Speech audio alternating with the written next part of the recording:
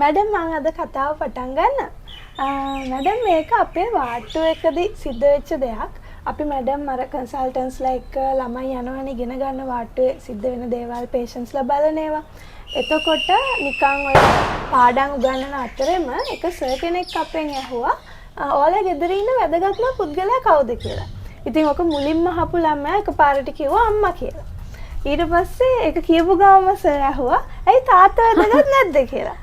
ඉතින් මම සර් බලාපොරොත්තු වෙච්ච උත්තරේ තාත්තා කියන එක. හැබැයි කොහේ හරියට දන්නේ නැහැ නේද? දන්නේ නැහැ. ඉතින් සර් ඇහුවා ඇයි තාත්තා නෙමෙයිද කියලා. ඉතින් ඊට පස්සේ හැමෝම hina වෙලා ඉතින් කොහොම හරි මම හිතන්නේ හැමෝම ළමයි අන්තිමට පිළිගත්ත අම්මා තමයි ගෙදර ඉන්න වැදගත්ම පුද්ගලයා කියලා. ඊට පස්සේ ඉතින් මට ඒ වෙලාවේ hina ගියා. දැන් සර් වැරදිලා හරි මුලින් මගෙන් නම් මම කියන්නේ මං කියලා. ඒක අර සෙල්ෆිෂ් දෙයක් විදියට නෙමෙයි නේද? ඉතින් මට මතකයි මම grade 2 3 ඉන්න කාලේ මට තාත්තා කිව්වා ගෙදර ඉන්න වැදගත්ම පුද්ගලයා ඔයා. හැමෝම මහන්සි වෙන්නේ ඔයා වෙනුවෙන්. ඔව්. ඉතින් කියන්නේ තාත්තට වෙලාව කියන්න ඕනුනේ. කියන්නේ ඔයාව හොඳ මිනිසෙක් කළා. ඒ වගේ කියන්නේ ඔයා හොඳට ඔයාගේ පාඩම් වැඩ කරගන්න හැමෝම මහන්සි වෙනවා ඔයා වෙනුවෙන්.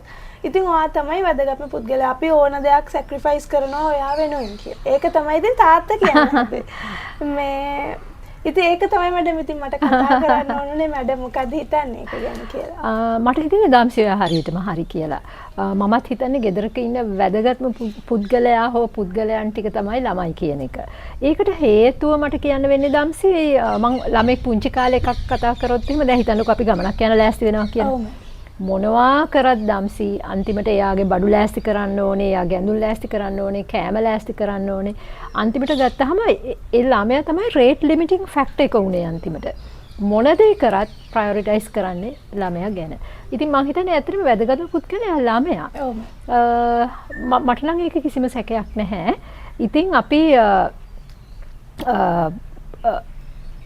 මට හිතෙන්නේ ඒක ඔයාට hina ගියාට මට හිතෙනවා ඒක ඇත්තටම හරි කියලා ඇත්තටම. ඒ කියන්නේ එතන තව පැත්තකින් හිතුවොත් මැඩම් දැන් වල්නරබිලිටි එකත් එක්කනේ එයාට තියෙන වැදගත්කම එන්න ඕනේ නේද මැඩම්? වල්නරබිලිටි එක ඔය කියන්නේ ළමයා කියන්නේ හැම වෙලාවෙම ඩිපෙන්ඩන්ට් කෙනෙක් නේද අම්සි නේද? ඉතින් එතකොට ඒ ඩිපෙන්ඩන්ට් කම හින්දා වැඩිමල් හැමෝගෙම ලොකුම අවධානය නේද? ආරක්ෂාව. එයාට යන්න ඕනේ අනිවාර්යයෙන්ම. මම අර හැමදාම කියන්නේ අපිත් සත්වයක් තමයි. ඒ ටික සේරම ගත්තොත් එහෙම ඇත්තටම ගත්තොත් සත්තුයි මිනිස්සුයි සේරම ටික ගත්තොත් වැඩිම කාලයක් රකින්න සිද්ධ වෙලා තියෙන්නේ මිනිස්සයව. ඒ මොකද හේතුව එයා ඇත්තටම හරි ඩිපෙන්ඩන්ට් නේද? එයාට තේරෙන්නේ නැහැ. ඉතින් ඔයා හරියටම හරි. හැබැයි මට මේ වෙලාවේ තව දෙයක් මතක් වෙනවා මම ඒකත් කියන්න දමසේ. දැන් ඔයගොල්ලෝ ඇත්තටම කියනවා නම් දැන් ඉතින් ඔයගොල්ලන්ගේ ළමා කාලය ටික ටික ගෙවිගෙන යන්නේ.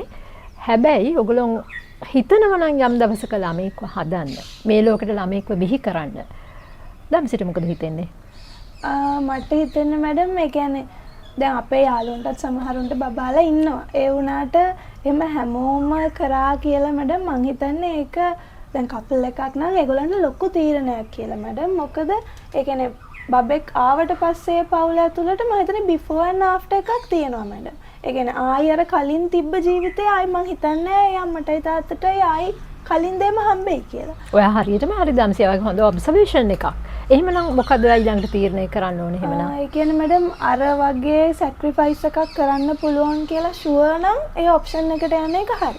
මං හිතන්නේ නෑ මැඩම් ඒ කියන්නේ දැන් අර කපල් එකක සතුට සම්පූර්ණයෙන් නැති වෙනවා කියලා බබෙක් ඉන්න හින්දා. නෑ එහෙම වෙන්නේ නෑ. ඒක තවත් ආකාරයක සතුටක් නේ අනිවාර්යයෙන්. හැබැයි සමහර ලිබර්ටිස් තියෙනවා අපිට ආයෙ ගන්න බැරි වෙන්න පුළුවන්. අනිවාර්යයෙන් දම්සි. ඒ කියන්නේ සමහරක් විට අපි හිතමුකෝ අපි දන්නේ නෑ දැන් ළමයා කියන එක්කෙනා සමහරක් විට මන්ද මානසිකත්ව ළමෙක් වෙන්න පුළුවන් විශේෂ අවශ්‍යතා තියෙන දරුවෙක් වෙන්න පුළුවන් නේද? අපිට ඒක එපා කියන්න බෑනේ. ඒ කියන්නේ දම්සි එතකොට අපි මේ ළමෙක් හදනවා කියන එක ළමෙක් මේ ලෝකෙට බිහි කරනවා කියන එක ඇත්තටම විශාල තීරණයක්. ඒක එසේ මෙසේ තීරණයක් කියලා හිතන්න හොඳ නෑ කියන එක මම හිතන්නේ තමයි මම මේ වෙලාවේ කතා කරන්න ඔයා පටන් ගත්තේ වෙන දෙයකින්. ඉතින් ඒ කියන්නේ දම්සි අපි ඇත්තටම දකින්නවානේ මම මගේ ඇහැට දැකලා තියෙනවා දම්සි අම්මා කෙනෙක් ළමෙක්ව විකුණනවා. නේද? ඒ කියන්නේ එහෙම විකුණපු ඒ කියන්නේ සිද්ධිය නෙමෙයි මම දකින්නේ. මම දකින්නේ ඒ සිද්ධියක් එසේ වූායයි කියන එකක්. ඉතින් ඒ වගේ දම්සි අන්තිමට ගත්තහම අද ලංකාවේ සිද්ධ වෙන ලොකු ප්‍රශ්න අපි ළඟට එන ප්‍රශ්න වලින් විශාල ප්‍රමාණයක් දම්සි හේතුව අම්මලා තාත්තලා විසින් ළමයාට අවශ්‍ය ආරක්ෂාව ලබා දීලා නොතිබීම. ඉතින් ඒ හින්දා තමයි මම හිතන්නේ වගේ කතාව ගොඩාක් දුර කියලා. ඉතින් හරිම සන්තෝෂයි දම්සි ඒක ගැන අපි කතා කරාට. ඔව් මැඩම් තව විදියකට ගත්තොත් දැන් හිතන්න එක බබෙක් ගයක් ඇතුලේ ඉන්නවා. ඒ කියන්නේ ඒ කියන්නේ ආච්චිලා සීයලා අම්මලා තාත්තලා එක බබෙක් ඉන්නවා. එතකොට මැඩම් ඒ හැමෝටම එක එක જાතිය වගකීම් තියනවා නේද? ඒ බබාගේ අප්බ්‍රින්ගින් එක හොඳ දෙයක් කරන්න. උදාහරණයක් කිව්වොත් ඒ කියන්නේ මැඩම් දැන් ඉතින් දැන් ගෙදර නැන්ද කෙනෙක් හිටියා. ඒ වුණාට දැන් අර ඒ නැන්දගේ බබා නෙමෙයිනේ. දැන් අපේ ලංකාවේ නම් ඒක තියෙනවා. දැන් නැන්දගේ බබා නෙමෙයි වුණාට ඒ ගෙදර හැමෝගෙම ඉන්පුට් එකක් තියෙනවානේ මැඩම්. අනේ ළමයාගේ අප්බ්‍රින්ගින් එක. එතකොට දැන් අර අපි හැසිරෙන විදිය වුණත් ඒ කෙනා ප්‍රශ්නයකට කොහොමද රියැක්ට් කරන්නේ? ඒ හැමදේම පොඩි ළමයා බලන් ඉන්නවනේ මැඩම් නේද?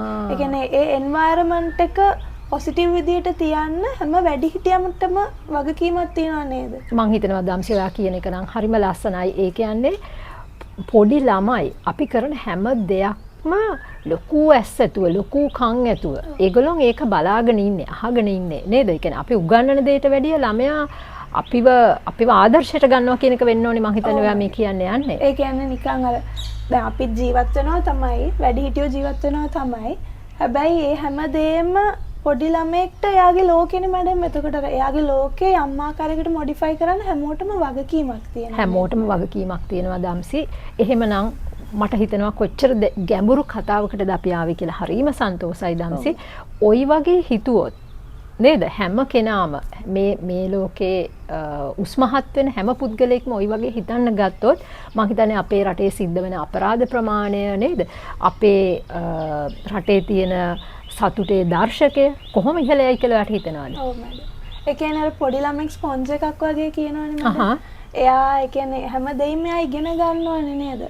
හරියටම හොඳ පරිසරයක් හොඳ පරිසරයක් හදලා දෙන්න ඕනේ. එතකොට අම්මෙක් තාත්තෙක් වීම දම්සි සාමාන්‍ය දෙයක් කියලා අපිට සලකන්න බෑ. අපිට පුළුවන් ලොකු වෙඩින් එකක් අරගෙන යන්න පුළුවන්. ගොඩ දේවල් කරන්න පුළුවන්. හැබැයි අපේ තීරණෙත් එක්කලා එන වගකීම දම්සි මං හිතන්නේ වචනින් නිම කළ නොහැකි. ඔව් පොඩි දෙයක් වගේ පෙනුනට හැමෝම කරනවත් උනාට ඉන්ඩිවිජුවලි අපි හැමෝම හිතන්න ඕනේ තමන්ගේ සිටුේෂන් එකට ගැලපෙනවද කියලා දම්සි. ඔව්. හරිම සන්තෝෂයි ඔයත් එක්ක කතා කරන්න උනාට දම්සි. ඔව් මැඩම්. thank you.